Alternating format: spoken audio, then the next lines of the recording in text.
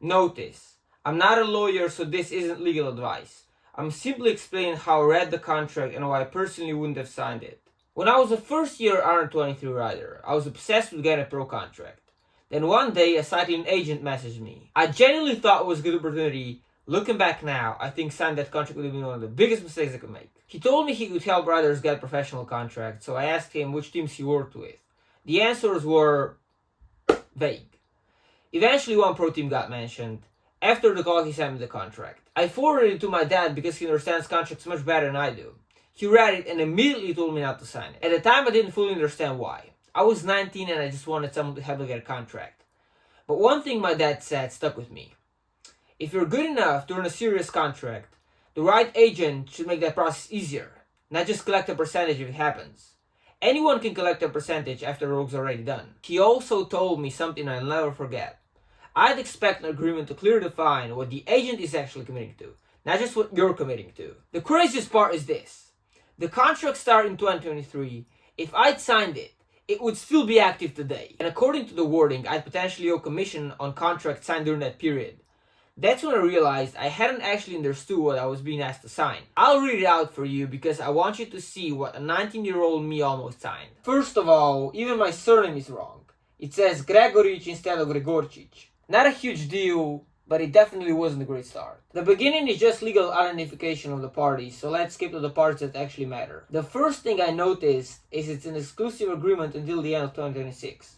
If I signed this in 2023, I would have been tied to one agent for 3 years. But what really stood out was the termination part. The rider can revoke the agreement at any time, but if it's not for just cause, there are financial consequences, including reimbursement of the attorney's costs and what I see as a withdrawal penalty equal to 15% of her gross annual salary. So it's not just you can leave anytime, it's you can leave, but if you want to keep racing professionally, leaving could become very expensive. And we don't even know how expensive that could be, because the contract doesn't explain what those costs actually are. You know, it's not like we're getting regular updates saying, I spent X on fuel this week, or this flight to a race cost X. The question about those costs only becomes relevant when you're trying to leave the agent contract. And then there was this one. So in simplified language, this means that in some cases, you could still end up paying the agent 15% of her gross salary, even after no longer legally bound to them, depending on how the contract is interpreted, even if they're no longer doing any work at that time. Now I get why this exists.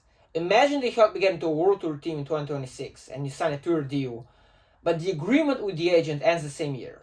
Without something like this, they might argue they get nothing from the contract they helped secure. But there are also scenarios where they could still try to claim that the World Tour contract was something they introduced or helped create in 2026, even if most of it came from your own performance and the team's interest in you. And if you later extend that contract with the team on your own, they may still try to argue that they're entitled to a percentage, depending on whether it's seen as a continuation of the original deal. And on top of that, there's a standard commission. So you have what you pay during the contract, what you might owe after the contract, and what you owe even if you sign something without them.